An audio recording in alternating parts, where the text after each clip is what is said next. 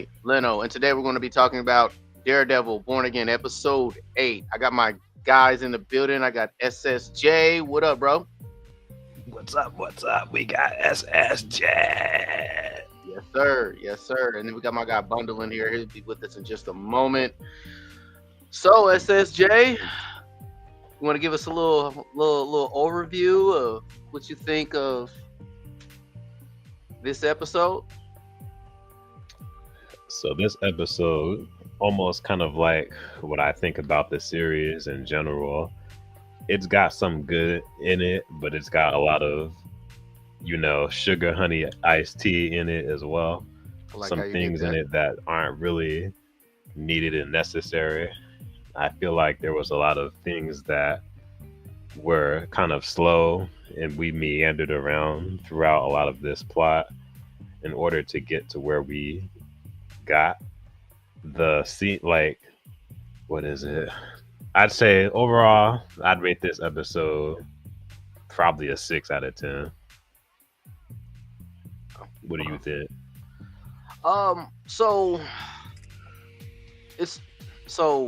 This is one of my favorites of the episodes, but I wouldn't necessarily say that it was the best episode. I think they gave us a lot. They gave us a couple of disappointing or filler. I won't say a lot. Yeah, they gave us a couple. We're on episode 8. They gave us like 3 somewhat subpar episodes or pointless episodes.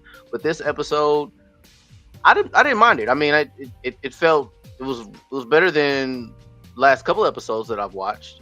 I wasn't that impressed with Muse dying with the episode prior and how that went about. So, and then seeing Bullseye again, I was happy about it. Bundle, you there? I'm here. All right, so Bundle, you mind giving us a brief review of your take on this episode 8 of Daredevil Born Again? Better than last one. I didn't mind it. Hold on, guys. Hold on. This is the first time in my life, and I've known him for a very long time, Bundle is wearing a Laker hoodie. Yeah, I feel like I've had this thing on before, bro. No, you haven't. Right now, bro. No, you haven't. Playing right now, Brian the King. All right, I'm sorry for interrupting you. I just had to. For the future, whoever watches this ever, Bundle's wearing a Laker hoodie. Because I always say I'm never a Lakers fan. I'm only a LeBron fan. I feel you. You're right. But they win it right now. But this episode, I didn't have any problems with it. It wasn't a stellar, over the top episode. It answered a lot of questions. I'll reserve a lot of those details for later on. But my overall, point of view, I don't. They say, would you say 6.3, 6 out of 10 or something like that? Yeah, and I'll go into detail later when we because I didn't want to get into it. I wanted y'all to get your takes out first. 6.8. Yeah. I'm not too. I'm gonna say the detail as well. I wasn't impressed. A lot of, you can still tell a lot of reshoots are still, I think stagnate the episode, or you can tell when they put those reshoots into the episode. It's kind of glaring to me, but I don't have any big issue with it. It'd be interesting to see next season being the finale, where they go through. Obviously, it kind of gives Kingpin a leg to stand on his vigilante mindset. Like, Poindexter got out, shot at me, tried to kill me, but then at the same time, even though I can't tell people who you are, a vigilante just saved my life.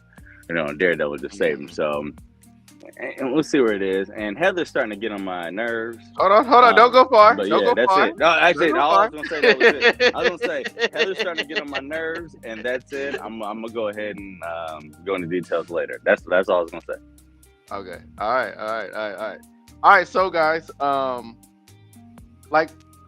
pretty much off the bat, how did you guys feel about the return of Bullseye? I'm gonna start off you, Bundle, and then we're gonna give you the last take, SSJ, if you don't mind. But Yeah, Bundle. I What love was your, Poindexter coming back. I knew he was going to come back. I said that earlier. It's just like, when he got thrown off the building and realized he wasn't dead, I said that there's no way that you're going to go ahead and have a character like that and just not use him again. Like, show him and not use him again. So glad to see he came back. Knew it was going to happen. I did like the subtle touch of any time that you're looking at anything from his point of view, there's like that little buzzing going on and everything kind of turns blue. I did pick up on that subtle touch. I did that in the original Daredevil season 3, so I thought that was pretty cool. And him using his tooth to get out, he's done it like 3 or 4 times in the comics, so I'm glad that they brought that in. And it's pretty awesome. But yeah, I'm not going to go into too much detail. SSJ, what you talking about? Yeah, it was cool. Like you said, I already knew they were going to bring him back because they already stated many times he was going to have a few appearances throughout the first season. So I already knew he was coming back regardless. And how he came back was pretty cool. Him using his tooth was comic accurate. So I like seeing that and how he broke himself out. The attention to detail, him breaking the scissor shears and just using those as a weapon, because as you know, he can use anything as a weapon. Anything. So that was cool.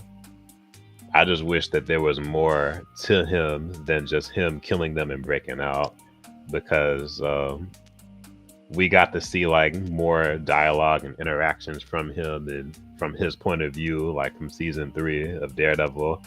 Here it just seems like he's just a mindless killer. So I guess maybe he got turned out in prison and it made him mindless. I don't know. But overall, I liked it. It was a good scene. Yeah, I mean, I guess, yeah. So I guess eventually I'll get to that point. But we got a chance to kind of hear his voice a bit more. What's going on, Jonah Level Fox? What up, Jonah? What up, Jonah? Jonah Level Fox. Well, I guess what I'll mention is would you have guys been more? Would this take this first season over the top if we actually had some footage of Bullseye in jail, perhaps fighting other inmates, some action scenes, a cut through, or at the end of an episode, at the beginning of an episode? Because I'll take that over the bank episode. No, because it's not necessary. Though. It's not necessary. It's because having him break out of jail like the same way Matt did when he was, visiting, or the same way he set Frank Castle up to, it's not necessary. It's because it was Kingpin not breaking out of jail. I was just saying in general. Well, I mean, it was Kingpin moving him to general pop anyway, but it wouldn't make sense to see him do make a big ruckus inside of general population anyway, because the end game or end goal is to get him out. So it's like, oh man, he's getting introduced to general population again. What's the next step? What happens after that? And then what you understand is Kingpin extending his influence to get him out, but he needs to be in Gen Pop and not in that. They gave it a name when he was walking out, something service protection or extra, whatever, I forget. But anyway, it's not necessary to see his struggle in Gen Pop to see him get out. What we got, I believe, is the best case. It wouldn't have been a struggle though, because he would have killed everybody. He would have, but it wouldn't have been necessary to see. You know what I mean? I mean, him getting out the way that he did, him using his tooth the way that he did, him being an old FBI agent, so him able to blend in with the agents going out. I mean, that was the best case scenario for him to get out. You know what I mean? I think they could have. Whether you like the bank robbery episode, that's all opinion. Whether it's needed or not. We've already covered that. But I understood why they would save the budget elsewhere. Well, not necessarily, because they do, but everything does have a budget. We can only go over a certain amount, and we have yet to see what they do next episode. There's no way they're just gonna leave that. Oh, you shot someone, you get handcuffed. That's it. End of Bullseye. The last episode may give us one of the greatest one-take fight scenes or whatever like that we've ever had, and we have no problem with it. So we just have to see what happens. I'd argue that the scene with Bullseye that Jay Leno mentioned definitely would have been way better than the Kamala Khan scenes in that thing. And you can't tell me otherwise.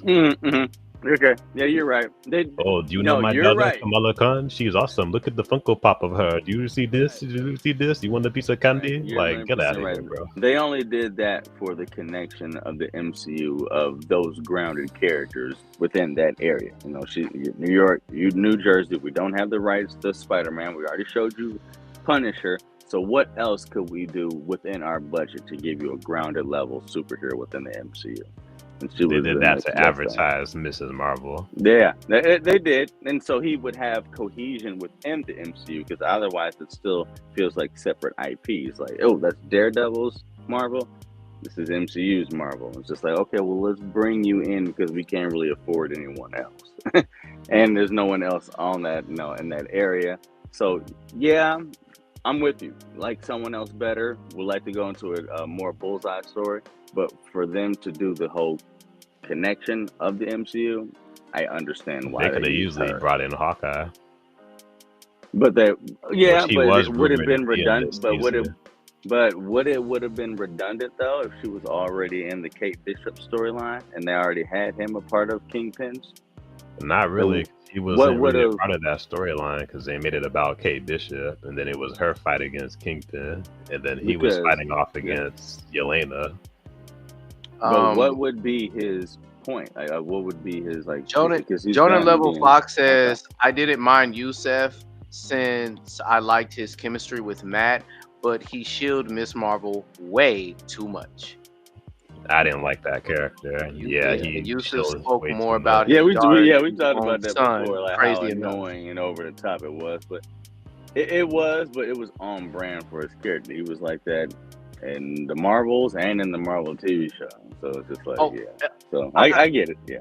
So and then I have another question for pretty much within our circle, we already had anticipated for Bullseye to be in this episode 8, and then of course either showing up in episode 9. But for I guess the casual or common person who's just enjoying this season, it's their first time watching without any knowledge, do you think that seeing Bullseye would have a bit of a climax or of excitement seeing him come back? Like to draw up these episodes from episode 1 to get to this point, do you think that there was a thrill at all? Yeah. I'll go with you first, SSJ. To me, not really, because the plot, first we started off with Hector Ayala, and then it quickly shifted over to the anti-vigilante task force. But then we don't really get a lot of anti-vigilante task force in action until this episode, really, when we see like the crooked cops going after just random civilians, like in that kitchen scene.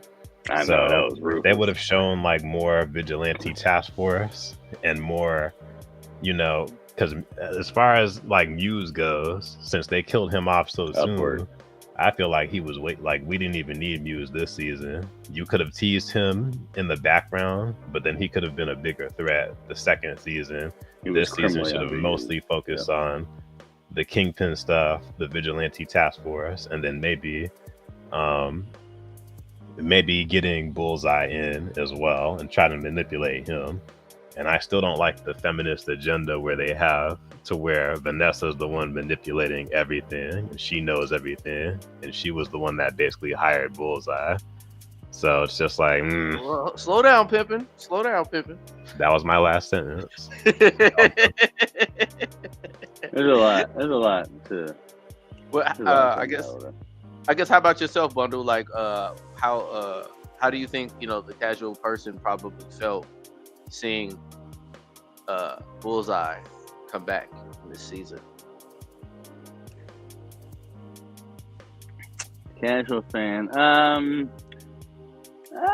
it's probably exciting to say that. Oh, that's so and so from so and so. So it's exciting to see. But I like Bullseye coming back. I have no gripes. I have no problems with the way. So not you. I mean, could you fathom a person that doesn't know that much about any of this lore? and you think anybody could have had like, oh snap, Bullseye's back? No. I mean, him smiling without the tooth is probably a cool little moment, but no, if you watch the first episode and you understand the severity of who he is, the magnitude of him as an antagonist to Daredevil, you knew he wasn't just going to be there for one episode. So you knew he was going to come back. So him coming back was more, instead of a shock factor to any casual fan, was more of a relief factor. Like, there you are, about time you came back. All right, cool. Again, we already reiterated, his return was completely on brand. It's just whether you cared for how they filmed it or not. That's just all speculative opinion. So, but I like I said before, I feel like a lot of any deterrence that you may have, you're like, I didn't like that. I think it may make up for it in the next episode because it was left on such a cliffhanger. I don't know, because we've been saying this every single stream, every episode, and I have not been impressed. We're about to get into the final episode of this. Well, that just depends on the point that you're speaking on. That just depends on the point you're speaking on. Because if you say, well, I don't like the way that this ended, they gave you a definitive answer of anything that was a cliffhanger so far. It's just, did you like it or not? And that's just all based off of opinion. So it's not that they don't deliver on it. It's just whether you care for it. Okay. Upward Mention says, as a casual Daredevil fan, even I knew that Bullseye was going to be the main villain. Yeah. I got you. Okay. Let's see here. And then Upward says, wait, Muse is not coming back. So, you really want to get into it? This is a sidebar from the notes, but SSJ, if I'm not mistaken, the conversation we had before we started this stream, you had mentioned that there is a comic book version of Muse, a variant. Did you want me to go further on, or did you want to take off from here? Basically, just like they do with every other character in the comics, there's a female version of Muse, and apparently this female version of Muse is actually Heather Glenn in the comics. So hopefully they don't do that. You know what? I was gonna wait to say this, but okay. You was gonna say that as well? I was gonna wait though. All right, go ahead. Well, I mean, it's not in my notes. That's the only reason why I'm like, you know what? I can fit this in any portion. You know, it doesn't really interrupt. Well, kinda, but not really. But okay. Oh, Bron. Sorry. LeBron. All right. So moving down. So Vanessa finally tells Fisk that she set up Luca. So I know in the previous stream that we had, I believe, well, I don't think you were there, Bundle, but my cousin and USSJ, you guys said that Fisk knew that Vanessa was setting up Luca, when in fact he did not. No, he knew. No, because she finally confessed to him that she set it up. He thanked her for it, but he was a part of it 100%. Yeah, he knew. How? Hold on. How? How would he not know it? Because he was sitting there with his back completely turned. Well, he anticipated it, but I don't know if he knew that Vanessa. Oh, of course he knew. Of course. Okay. How about, do you feel the same, SSJ? I mean, it didn't feel like it, but I'm sure. You know, I'm sure Disney will come out and say like, she took credit for it, but it's the same way that she took credit for when Vanessa met Luca underneath and said that, and now he's slapping me with a 2.8 whatever bill, and she said that was my idea to do that, and he looks at her like, oh, okay, whatever. That wasn't her idea. Fisk thought about that on the fly right then and there when he disrespected him. She's just taking credit for that stuff. No. Of course he knew. He wouldn't sit there at that restaurant with his back turned with Buck. Hey, as soon as someone walks through, Buck was already had his gun aimed the entire time. Like, of course they set him. Okay. Well, moving forward. So, Well, you said, is that a? You just think that he was at a restaurant, all of a sudden Luca came in unannounced and just got popped in the head twice for no reason. God. He could have told one of his dudes to stand in the dark and watch the door while he was eating. He's done that before in the past. She even roasted Luca for him. I look at playing it, at being a king. It was unfortunate. I guess I thought they were both in on it. I mean, they both were in on it. There could be speculation that he anticipated a betrayal, but they said that ran up. Yeah. All right. So all right, moving forward. So, what was your SSJ? What was your reaction to Heather taking credit for killing Muse? Feminist political agenda. Because it's like Daredevil came in there to save you, and then all of a sudden, oh, I saved myself. It was all me. Really? Because last time I checked, you got slammed into the wall and thrown onto the ground. You should have been knocked out, but somehow you were able to get up and shoot get knocked out the first time. Yeah. 5 to 6 times in the chest. I agree with that, but that's the knee-jerk reaction to that, her saying that I think that's there to actually hold as a measure for later on into episode, you know what I mean, or to even create the division on why Matt will not be with her in the future, her not being able to to differentiate the difference between Muse and Daredevil, her even feeling the way that she feels about that, calling them boys that need to put their mask on, blah blah. The knee-jerk reaction is just like, fuck, excuse me. Women, I know that's that knee-jerk reaction to do that, but I also believe that that's put there to also be there as a wedge that drives between him and Heather later on to make the breakup more understandable. So, yes, you are right, but I believe they put that there purposefully for there to be able to drive a wedge between their relationship going forward. Mm-hmm. I think that's just an excuse, but so in a sense, Mondo, you're like, okay, they gave it this. This was the purpose of them doing it. It's the purpose of doing it. It doesn't necessarily negate.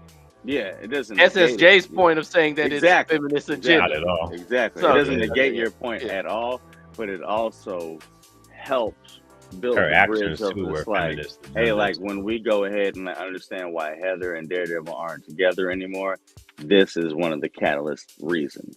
You know what I mean? Because of the 3, reasons that you're saying right now, like boys behind masks, thinking that she's saving herself, the way she feels about Daredevil, as far as Muse goes, and all the similar characteristics that he's trying to let her know, like, hey, yo, that ain't it. Like, that ain't it. You know what I'm saying? So I just feel like that scene was there to, yes, you're correct, but also to drive a wedge into a relationship that's doomed to fail. Okay. Jonan Level Fox says Daredevil or Matt was being too apologetic. Yeah, that's his character. He's always been that way, unfortunately.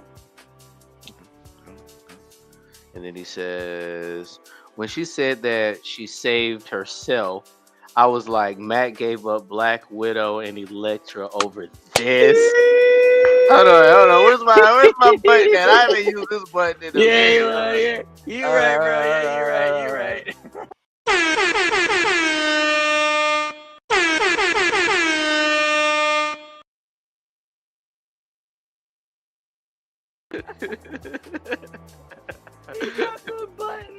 Well, Black Widow's only in the comics, and Elektra died. I know he really went into it on that one. That's Jonah know what he on.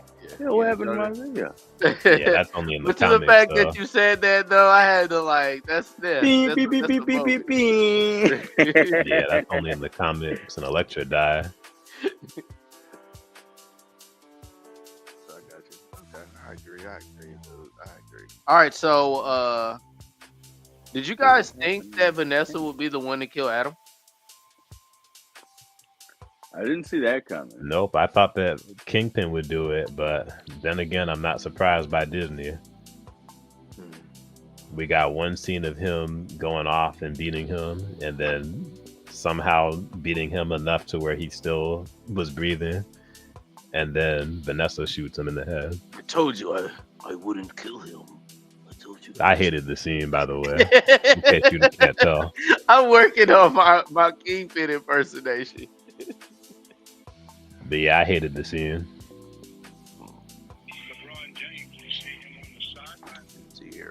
All right, so we also learned that. Hold on one second. Jordan says, "I know, but Heather just wasn't a good love interest to go with in this show." Hold on, I'm gonna give a bundle answer though. But she's comic accurate though. She's in the comics, so therefore, yes, it makes sense for this show does. because Elektra. We moved past Elektra. She died in Defenders, supposedly. But then if you look into Black Widow, she got thrown off a cliff. So there is no relationship to be had with Black Widow. So he has to get with Heather Glenn. It makes sense. Or will Heather Glenn do what she does in the comic books to herself? No spoilers. If she does that, I'm not watching this show. I'm not watching this show no more. Because there'll be like no reason for her to do that. But yeah, I understand. And then you can't keep on defending Daredevil like you've been doing earlier, because I'm gonna rip the show apart if they do that, and then I'm done with Disney. I could defend it because it's not a bad show. It's not that they're doing anything bad. It's just like it's not that good either. It's like a but it's not bad. They're stretching. They're really they're stretching this out. I can almost guarantee you after this last episode, we are I'm probably not going to watch any of these episodes again. But these episodes aren't bad episodes, though. It's just like, I would have preferred. And they're mediocre. I preferred you would have done this, and we also know that they're coming from heavily rescripts, rewrites, and reshoots because of everything that's been happened. So I'm not giving them the benefit of the doubt anymore after August. But is that a reason to give them benefit of the doubt, though, especially with Captain America, Brave New World? I don't think so. It is in a lot of projects. Yeah, it is. I mean, no, it's but not. After a certain amount of time, it isn't. But for some, it is. This show's been going on for 2 years, almost actually more than that. So this is no excuse for it to be. But that's coming from if you think the show is bad. The show is not bad. This is still a good show. This is still a good show. This is still heavily. I've eliminated it's heavily well receptive. You know what I mean? I can guarantee you nobody would. It would take a really good final episode for me to even be close to an 8 out of 10. That's still good. I mean, but the show started off at. But I'm still not going to go back and watch it though. Go back and watch it may be decent, but that doesn't mean it's bad. That's still a good show. If you finish a TV show and you say 7, 8 out of 10, that's good.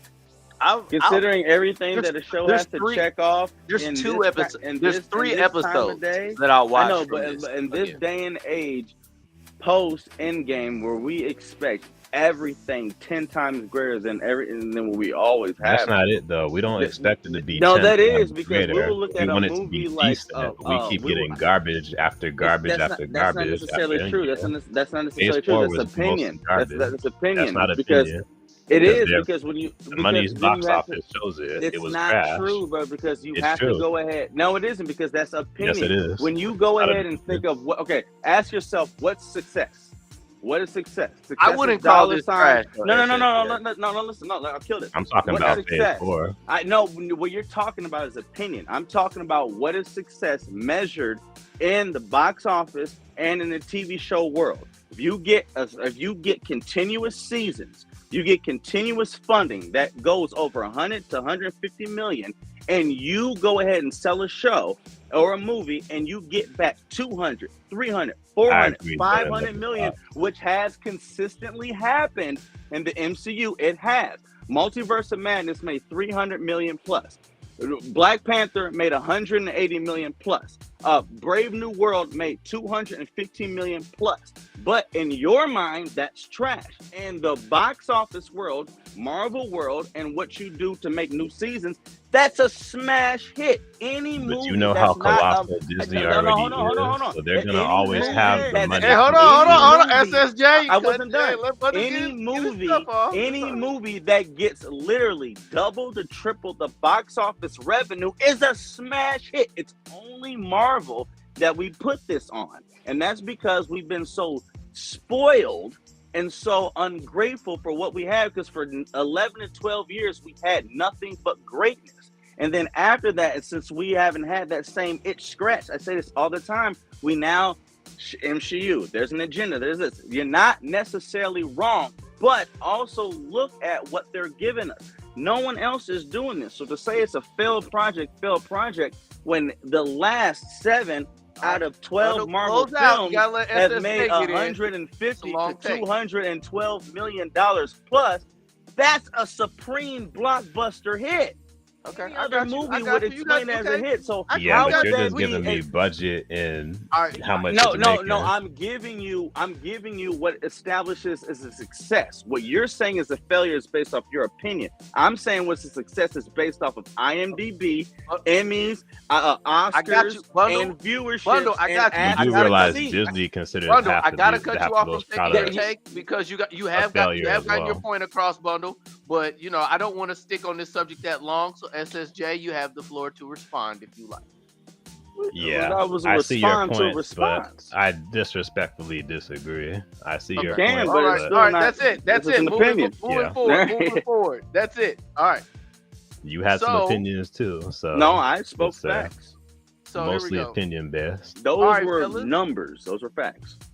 Fellas. Numbers are facts. Those movies were not a success. $200+ million. That's just money. It's gonna make money because it's Disney. So that's a success. That doesn't make it a success. Because most of the critics hated those films. While this is going on, didn't. They did. We're gonna take 30 seconds to promote our website. Looking for a panel to join you for discussions on your channel? Simply visit www.blurred.agency. Or maybe you're interested in joining us for a discussion. Just visit www.blurred.agency. Also, be sure to check out our merch shop and subscribe to us on all platforms. Simply search JLYNO and hit that bell and like button. Way different than the ads. It's hilarious. He threw the Caucasian voice on. he threw the Caucasian vocal cords on. I was like, "Is this?" I had to put that chip in. That chip that Tom Cruise had. I was like, bro, this is not Jeff, bro. Like, this is not Jeff. All right, hey, man. So you're gotta hear that. He is laughing. So we also found out that Foggy was working on a case that would have exposed Vanessa in Red Hook, all along. So we can, at this point, we can assume that Vanessa hired Bullseye to kill Foggy. Of course. Oh yeah, of course. So, yeah, I mean, that's pretty much, that was given away when he did that little smooth ass transition. By the way, Heather gonna know that that's Daredevil by now. The way he put his little walking stick up and then put it on the bartender's tray, it's like, you're gonna have to take lead. And then just starts dancing. Look, this is a blind man dancing in the ballroom, stepping around everybody, interchanging ball chain, switch, all that stuff like that. I'm just like, she already remembers the fact that Daredevil said her name. And now now Wilson Fisk, Kingpin is sitting next to her. It's like, you ever wonder why your boyfriend has such an interest in vigilantes? And then you go ahead and sacrifice yourself to get shot to save Kingpin. She's gonna know that he's Daredevil in the beginning of next episode. Okay, gotcha. SSJ, how about yourself? What was your question? I mean, what was your reaction to seeing that we found out that Foggy was working on a case that would have exposed Vanessa and Red Hook, and basically this episode we found out that Vanessa was the one who hired Bullseye to take out Foggy. Real quick, do you know who Dumb? This is saying it's part of his question. Do you know who Dumb Benny is? Who's Dumb Benny? Which is part of this whole thing. Benny was the person that Foggy was apparently Wasn't he that guy that was getting beat up by representing. those Was cookie he? cops? Wait, who's the guy that like? You talking about the guy they put on the stand? That was No, getting beat up by the no, no. When Foggy died, the reason why Foggy was killed by Bullseye from orders of Vanessa was because Foggy was representing someone that they called Dumb Benny. Yeah, in the very beginning of the episode, which is what, Matt deduced that, hey, he would only be taking a shot if he already knew that he was going to get a win, which is why he was set up to get killed. But I never show who Dumb Benny is. Who is Dumb Benny? Yeah, he was never back? Shown. Yeah, it's like I maybe he'll show up or be in season 2. No, that was the whole point that I was getting to. But I cut you off. My bad. SJ. Go ahead. Yeah, he just wasn't shown. So I'm not. I don't know. Based on the information I know, he's supposed to be a former criminal that so happened to be in contact with Foggy Nelson, and he was being hunted by Bullseye. And that's the reason. Like, let's say, hey, why was he being hunted by Bullseye? What was the reason for them to go after? What knowledge did he have? Did he have something on Vanessa? Did he have something on Red Hook? Also like that. What was the reason for her to kill Foggy? Because I was like, that's like, I don't think I can definitively answer that. Because if he went ahead and did that, that dance with her, she ran away for it. That pretty much, hammered it down. Like, yeah, you set Foggy up to get killed. Okay, cool, you did that. Okay, Matt hates you for it. Why? Okay. Well, Jonah Level Fox says if next week is the last episode of Daredevil, Matt hardly will be in costume if he's laid up. Yeah. Yeah, you're right. In a sense. Yeah, you're right. Yeah. They did announce season 2, so, but you're right. Yeah. But yeah, I just can't get around. It's like, why have Foggy killed? And the only thing I can think about is that he was talking about representing some guy named Dumb Benny, and he had to go ahead and keep him safe. He's at my apartment, and he was doing something in Red Hook. That was the only thing you got in the beginning. So I'm just, was he a Red Hook criminal that was going to sell out Luca in that game, which was going to end up messing with Vanessa? So she's like, I can't have that. So set a hit up for him. Well, no, so they never really. He could be go into it. He could. I mean, again, he could pop up.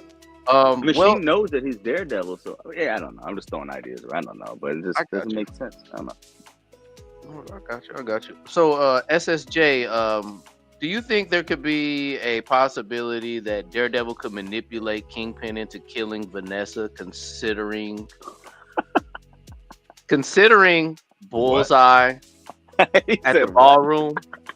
Bullseye took that shot to take him out. Daredevil jumps in front of Kingpin. Do you think Daredevil could manipulate Kingpin? No. No. It's like, because the way you worded it in the beginning, he just said, "What?" He knew that was like, yeah. But I know Bundle will probably disagree. As of right now, I have no faith in Fisk right now because he has. Vanessa's not going nowhere. Yeah. To me, he has lost a lot of his credibility. Gotcha. Bundle. They might as well call him Queenpin. Yeah. Call his wife Kingpin. He's roasted. Okay. I'm not going to defend that. I'm not defending that. I wouldn't be surprised to see Vanessa pop next episode, but I wouldn't be surprised if she puts on a full suit, like a full white suit, just like him. I think she's gonna get popped. They had too much. What do they call that? What was that? The painting, the rabbit in the white snow. What was that painting? The rabbit in the white snow. Yeah, they had there's so many similarities that they were showing that her, him going into Red Hook, finally showing that's where he's holding Adam, showing her that painting, him coming out in all white, she's coming out in all red. They were doing so much of that, so I think she's actually gonna get popped next episode, and yeah, I think she's gonna die. Because I said that in episode 3. She's gonna die. I think she's gonna die. And Fisk is going to come back 100%. And probably going to die because of Bullseye, or maybe because of something Daredevil does. Like, I could see him maybe saving her from falling off a building, but then she tried to stab him type shit, and type stuff, and he lets her go, dies, whatever, and just doubles down on his anger towards vigilantes or something like that. But Vanessa moving forward in Daredevil TV shows will only stagnate and bring down who he is as Kingpin. She got to go. He was already brought down in Hawkeye and then in Echo. Like Yeah, what Jonas he was. Fox He said was. here. Yeah, He was. Jonah. That's what Jonah just says. They keep taking and taking from Kingpin, starting with Hawkeye, Echo, and now Born Again with Vanessa. So Yeah, we with all Vanessa taken away team from high him. five, Jonah and SJ. Come on, we gotta go in 1, 2, Yeah. 3. There we go. Okay, so we on the same page on that joint. She gotta go. She gotta go. She gotta go. Originally, I thought she didn't know that he was ever on there. She knew. Well, Unless he probably told her. Well, in the last episode, remember when he was beating him up? He took his mask off. With it also being it could be a possibility to spark Kingpin turning heel for season 2. He's not that. When you say turn heel towards who he used to be, or Yeah. It is. Yeah, it is Okay, like a okay. double entendre. The way Okay. I do in a sense. Okay. I agree. And then, of course, he's going from how the that task force was in the ballroom and the back in the kitchen where they burned dude's hand. Yeah, that's crucial. And then you could see the reporter here in this picture, in the top right picture, with Kingpin's colleague. It looks like they're gonna make an attempt to manipulate. I could see a possible manipulation through tabloids or articles against to paint the state or city against Kingpin during his during his time at mayor, which will change the arc during his heel. That's how I could see that happening in season 2. I keep what you're saying. I just want to say something to Jonah real quick. Jonah said he took his mask off when he was facing behind her. That is true, real quick. But do you really think that Fisk never said to Vanessa who Daredevil really was, or that was not Matt Murdock? And on top of that, remember, Buck brought that invitation directly to Matt Murdock's apartment. That's not Heather's apartment. That's Matt's apartment. Yeah, I said that a few minutes ago. I said, yeah. And then when he gave that to her, remember, he looks up at Matt and then walks away. And then the very first time he speaks on last episode that, hey, Daredevil was there, blah, blah, blah. And he's just like, Fisk is like, he's back. He's the one that took down my $10 million empire, blah, blah, blah, stuff like that. And when he's talking to Buck, and Buck is kind of looking down and looking up at him like, I realize who this guy is to you. I realize this is the guy that messed you up. I realize this is the guy that got you by a string. And now you got me sending direct mail to his girlfriend at Matt Murdock's address. Vanessa knows. I think he probably just told him, like, Vanessa. Yeah, maybe Matt like, Murdock is Daredevil. So yeah, I think John and like, there's no definitive on camera, you know what I mean. But all the little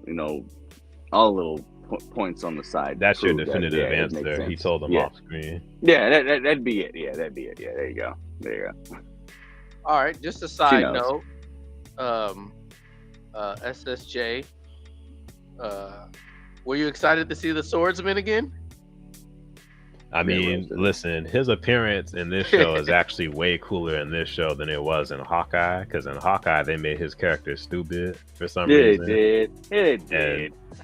Like, yeah, it would have been nice to see him actually go around, cutting people up as the swordsman. But again, this show does the same mistake they did with White Tiger. They show like his fight scenes from like different, from phones and things like that. Yeah. You see it from somebody else's camera. We don't see it actually up close on camera. So, I mean, it was cool because he's involved with the vigilante task force and Fisk is hunting him down. So I actually thought that whole thing worked well, more than Kamala Khan's dad, in my opinion, and a better way of building the character. Since he was already a character that was established in Hawkeye, I saw Hawkeye. He was thrown in jail by Kate Bishop's mom, got out of jail, helped out Kate Bishop, and that kind of led into him potentially being a future Avenger. like how he is in the comics, since we know that he's the swordsman. And if you go to his house in Hawkeye, he has swords all over his house. How do you think that? Yes, correct there. How do you think they're gonna go ahead and finish out the story that old girl knows that Wilson Fisk was killed? Killed BB Urich, Ben Urich.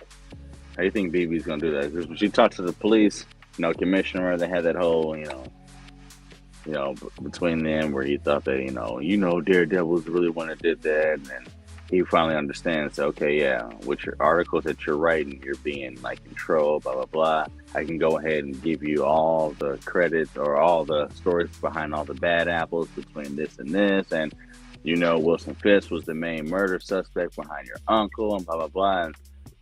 And, I think that, she's working both sides, but I never knew if she knew that Wilson Fisk was the reason that her uncle died. Now that it looks like she knows that, it gives her motivation. I don't think anything big will happen from it next episode, but going into the next season, this is another hurdle or obstacle he's going to have to go through for someone that's actually writing the stories from how it is. I just thought that was an interesting take. That's all. Do we really care about that character though? Because I personally we don't care about the BB character, but care about the point of view that she can bring about.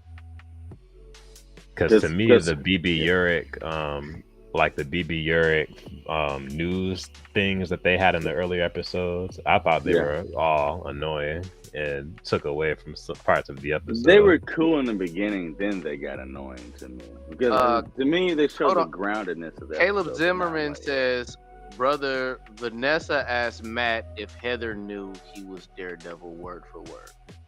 Brother Vanessa? Huh? I think he's saying brother like us, like brother. All right, bro. Vanessa asked Matt if Heather knew he was there. Who? Word for word. So I guess I think he laughed at. Okay, so he put a laugh emoji. But yeah, Jonan Level Fox pretty much agrees with me about the swordsman as well too. But it's pretty much I don't know what he's talking about. But pull up Jonan. Appreciate you watching. Hit that like button for us, Caleb. Yeah, Caleb. I don't know what you're talking about, bro. But okay. Pull up Jonan Level Fox. Ass Matt if Heather knew. Okay. Like, when did she ever ask? So what? Jonan Level Fox says swordsman is cool, but I wanted him in costume. In Hawkeye, he was more of just Kate's mom's boyfriend, who was a proxy, but ignoring his connection to Clint. Yeah, I had mentioned that too. I think they would have teased more of that, but Hawkeye was also another show that was part of the feminist agenda where they mostly focused on Kate Bishop rather than Clint Barton, where they advertised it to be like a Christmas Die Hard to take place during, Clint Barton trying to get home before Christmas. But I think they were going to lean into that after Swordsman got out of jail from Kate Bishop's mom. And it was cool seeing him again in Daredevil, because this also leans into the vigilante task force and him hunting down vigilantes. We did get to see him in the in a costume, but again, it wasn't up close. You just see it from somebody else's camera for some reason. Okay. Yeah. Well, let's see here. So, next question. Next question. Will Fisk use the task force to cause actual terror in season 2, or will we see it in the Punisher special that's going to be coming out? He already causing terror. We might see some of them show up. I guess more Punisher. To the public, to be acknowledgeable to the public. Yeah. Because if Punisher comes out before, it's going to come out before season 2 of Daredevil comes out. I'm sure we'll see Punisher probably go after some crooked cops, or you'll see some cops just happen to be walking around the city where he's walking that are vigilante task force. So I can see it. Even if they don't have a prominent appearance, I can see them making some kind of cameo. Caleb says, Vanessa asked Matt, does Heather know you're Daredevil while they were dancing? So guessing she knows he's Daredevil. We already established that Vanessa knows that he's But he may not be at our exact time frame. He might be watching this stream at a Heather knows. Heather doesn't know that he is, but Vanessa absolutely knows. Yeah. Okay. All right. Right on, Caleb. And then Jonan says, I don't think they'll kill BB, but they'll use her as a stand-in for Ben Ulrich and his relationship with Daredevil. Yeah. Ulrich. Unfortunately. 100%. Yeah. Yeah, unfortunately, we're going to have to see this character. To me, she reminds me a little too much of Iris West from the CW Flash. That's what she kind of reminds me of. She does give that, but simultaneously, people are loving Michael Gandolfini's character, and that's the only way that his character is able to shine is with his scenes with her. Because outside of that, people are like, I don't like how the dumb A that he plays is around, Wilson. So he's able to show more of his character of who he is, his personality, and his acting skills around with BB Yurt. So I get 50-50. I don't care either one. I don't care for his character either. I don't care either one. I don't care for either one, honestly. Because I usually just hear sucking sounds whenever he starts talking around. Disrespect. Like, it's to the point where it's like, dang, dude, we get it. Like, you about to pull Fisk's pants down right there and just start. Damn.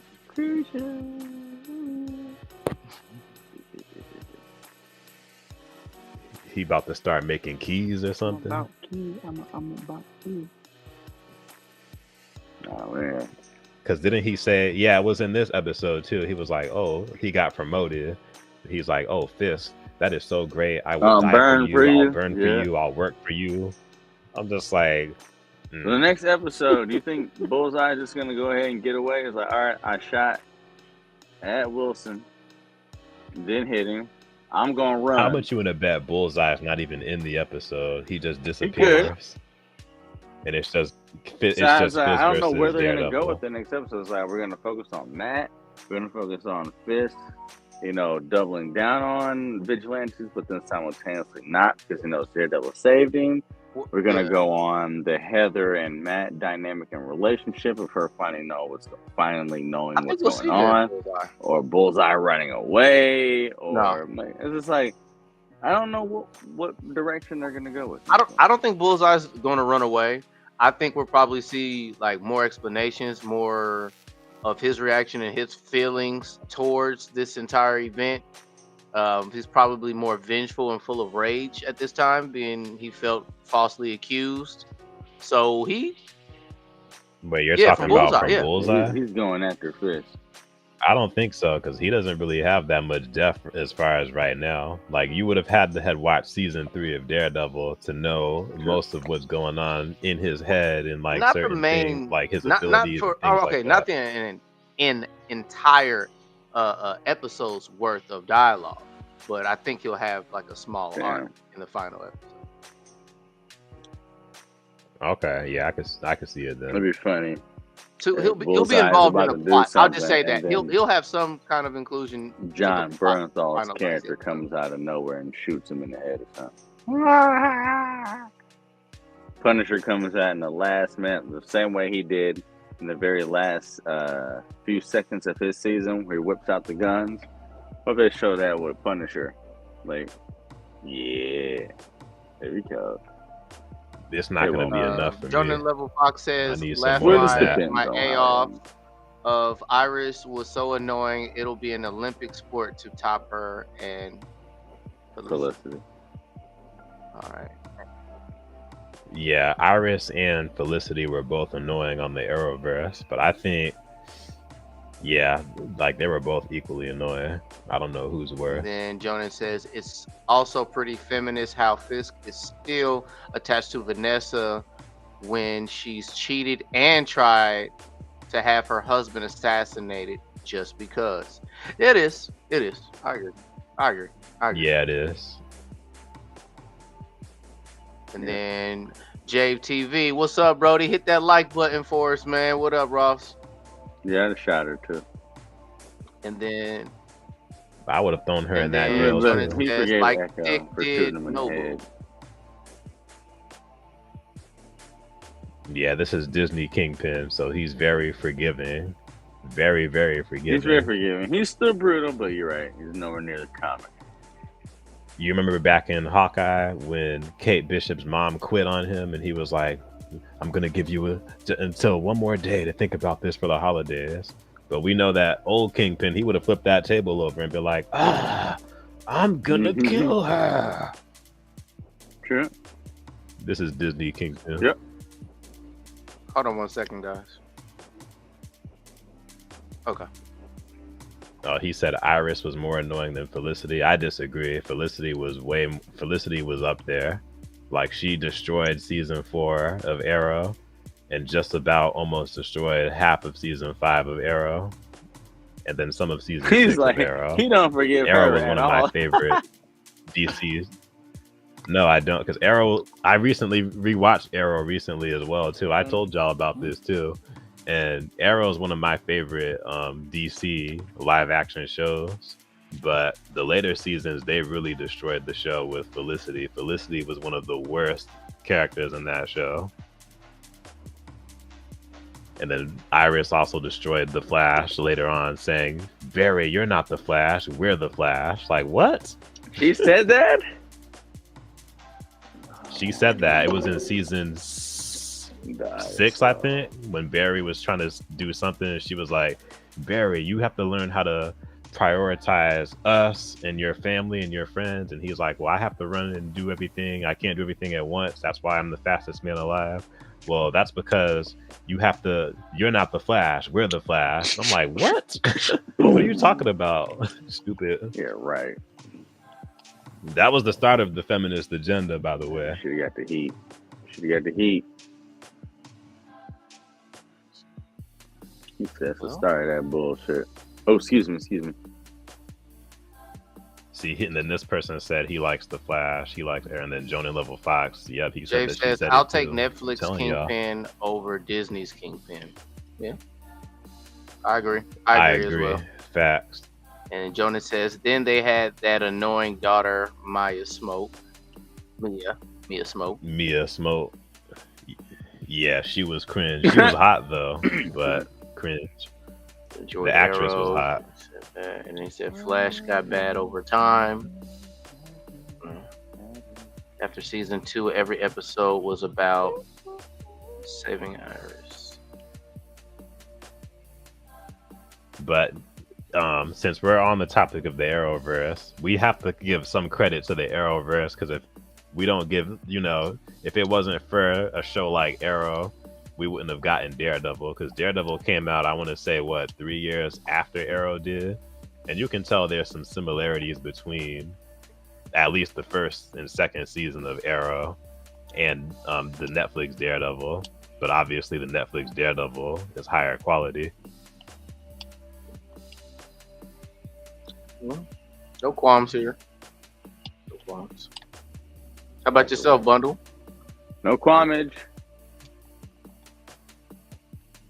Like, yes, it did get worse over time. The later shows weren't that good. But if it wasn't for shows like Arrow and Flash, at least the first couple of seasons, we wouldn't have had shows like Daredevil, Defenders, and Iron Fist, and some of those other Marvel shows they tried to do on Hulu. Because they saw, like, okay, we can do that. We see that people like superheroes, and they like universes. And a lot of those Hulu Marvel shows were connected. I can see that. Well, I mean, that normally DC's reactive and try to replicate something else successful. So I would say Green Arrow was probably one of their biggest successes as far as series goes.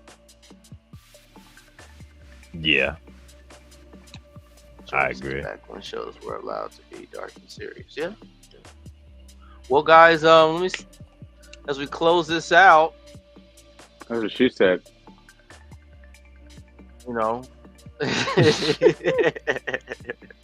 We close this out.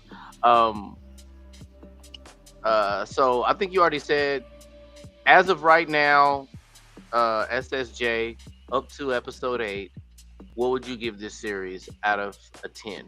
And 10 being the best.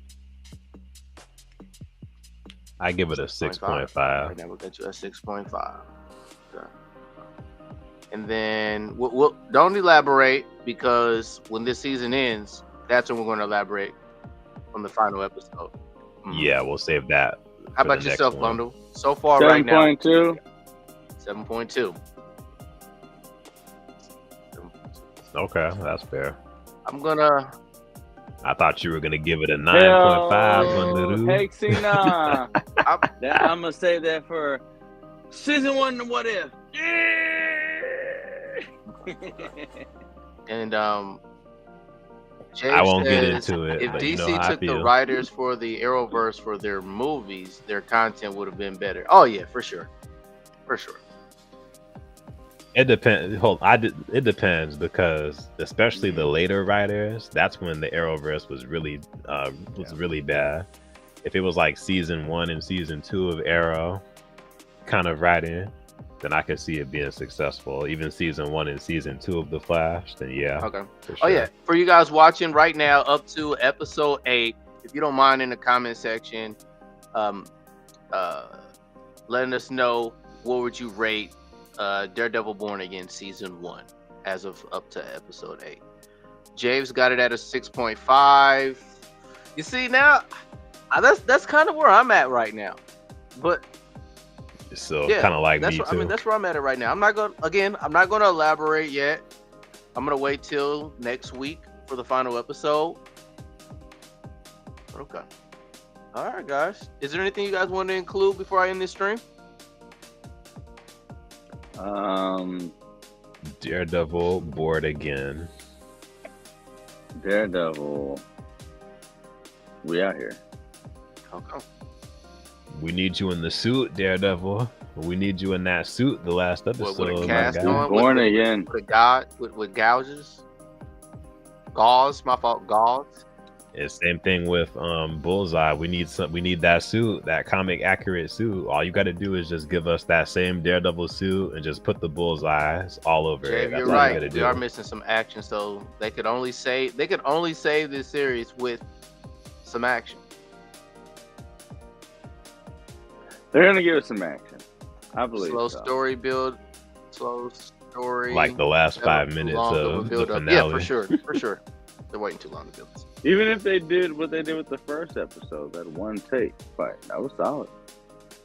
It was a dope. That was good. It was a dope one. All right, well, guys, I'm Jay Leno. Thanks And for I'm checking Bundle. us out. I'm playing my bad. This is your channel. My phone. Go ahead, yep. And this is Bundle, and this is SSJ. Thanks for watching us in our Daredevil Born Again, episode 8 discussion. Yeah. Thanks for Thanks having for us. Until having next us. time. I'm really. Oh, yeah.